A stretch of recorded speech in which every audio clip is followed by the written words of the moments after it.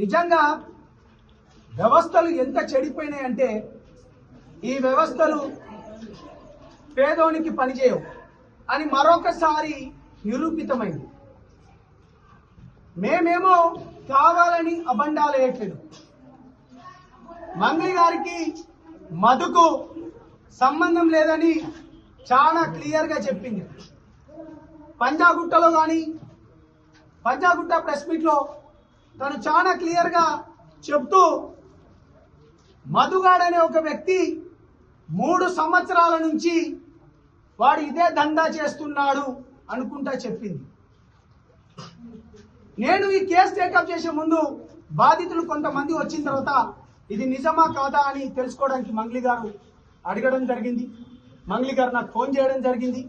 ఆ వివరాలు బయట పెట్టాం. దాని తర్వాత కూడా మంగళి గారు మధు గారి దగ్గరికి మీ మీడియాను మొత్తం మీ ఊర్లోకి తీసుకొచ్చాం, ఫ్యాన్స్ కాబట్టి వచ్చామన్నది.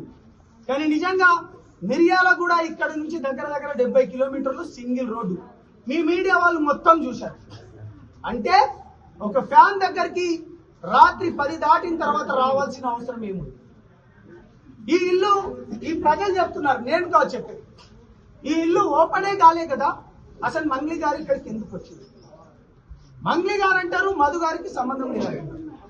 దీంట్లో ప్రధానంగా మధు, హిమాకాంత్ రెడ్డి, శివ ఇంటర్నల్ గా అవుటర్నల్ గా మంగళి గారి పాత్ర ఉంది. ఏ విధంగా చెప్తున్నామంటే మేము ఇప్పటికే మంత్రి గారి మనవడి యొక్క ఆడియో రిలీజ్ కూడా మేము చేయడం జరిగింది.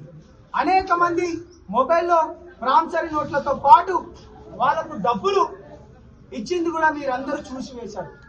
ఇవాళ ప్రజలు మొత్తం చాలా క్లియర్ గా డబ్బులు ఇచ్చిన ప్రామిసరీ నోట్లు కూడా చూశారు. ఇవాళ మీ మీడియాను కూడా నేను ఇక్కడికి తీసుకురావడం జరిగింది. ఇవాళ కొంతమంది అంటున్నారు ఈ సంబంధం మంగళి గారిది కేవలం బాబు యూజ్ తమ్ముడు బండి బంద్ చేయి. సారీ అన్న, కట్ చేయండి. ఎందుకంటే అప్పటి నుంచి కంటిన్యూషన్ అన్న, కంటిన్యూ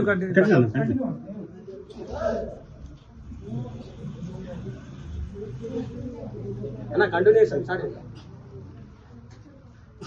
క్షమించాలి. ఇవాళ చాలా మంది కేవలం మంగళి గారికి ఎక్కువ, మా దాంట్లో ఉన్న కొంతమంది లీడర్లు కొంతమంది అంటే డైరెక్ట్ గా కానీ ఇండైరెక్ట్ గా కానీ సపోర్ట్ ఇచ్చుకుంటూ పోతున్నారు. నేను ఒకటే మాట చెప్తున్నాను, ఇక్కడ దాదాపు 5గురు చనిపోవడంతో పాటు ఇవాళ కూడా ఒక వ్యక్తి చనిపోయాడు పాల్తీయ తండాలు. కేవలం మంగళి గారే బంజారా బిడ్డనా? ఇక్కడ ఉన్న వాళ్ళందరూ వీళ్ళంతెవరు? ఇది నేను చెప్తున్న మాట కాదు, ఇవాళ తండాల దగ్గరికి తీసుకొని వచ్చిన కొంతమంది సన్నాసులు చిల్లరగాళ్ళు డబ్బులు తీసుకున్న వాళ్ళు అంటున్నారు ఇది కోర్టు పరిధిలో ఉంది, లేకపోతే ఇది పోలీస్ స్టేషన్లో పరిధిలో ఉంది కదా, మీరు ఎట్లా జడ్జిమెంట్లు ఇస్తారనుకుంటా మాట్లాడుతున్నారు. అరే ఓ ఎదవల్లారా, చైత్ర అనే 6 ఏళ్ల పాప చనిపోయినప్పుడు మరి అది పోలీస్ స్టేషన్లో కేసు అయింది కదా, మరి మనమందరం సింగరేణి కాలనీ దగ్గర ఎందుకు మనం ధర్నా చేశాం? బాధితుల పక్షాన్ని ఎందుకు నిలబడ్డాం? Point number 1. Point number 2, Disha case ఈ యావత్ 2 తెలుగు రాష్ట్రాలనే కాకుండా దేశాన్ని ఊపిన ఒక కేసు. మరేం జరిగింది దిశ కేసు? అదేవిధంగా ఎల్బీ నగర్ విషయంలో కూడా, ఎల్బీ నగర్ లక్ష్మి అనే ఒక అమ్మ తనను కొట్టినప్పుడు పోలీసులు తన గురించి కూడా మరి ఎందుకు ధర్నా చేసినాం? తనకు న్యాయమయ్యే విధంగా ఇవాళ చైత్ర విషయంలో కావచ్చు పోరాడి కొట్లాడి కొంత డబ్బు కూడా ఇప్పించి తమకు అండగా ఉన్నాం. లక్ష్మి గారి విషయంలో కావచ్చు, దిశ గారి విషయంలో, అదేవిధంగా టేకు లక్ష్మి విషయంలో. ఇక ముఖ్యంగా మొన్నటికి మొన్న చెన్నై కేసు విషయం చూశారు. 9 మంది పోలీసులకు చెన్నై కోర్టు ఉరి శిక్ష వేసింది. దాంట్లో ఎవిడెన్స్ ఏముంది? ఐ విట్నెస్సే కదా. ఇవాళ ప్రధానంగా రమేష్ అనే వ్యక్తిని కూడా మీ ముందు ప్రవేశపెట్టాను. ఎక్కడున్నాడు రమేష్? రమేష్, ఆ రమేష్ ఎవరైతే డబ్బుల మూటలు తీసుకుపోయిందో ఆ డబ్బుల మూటలు తీసుకుపోయిన రమేష్ ను కూడా ప్రవేశపెట్టాము, శివకు కూడా ఇచ్చింది ప్రవేశపెట్టాము. అసలు మంగ్లీకి మధుకు సంబంధం లేదన్నది ఎందుకు వచ్చాడు?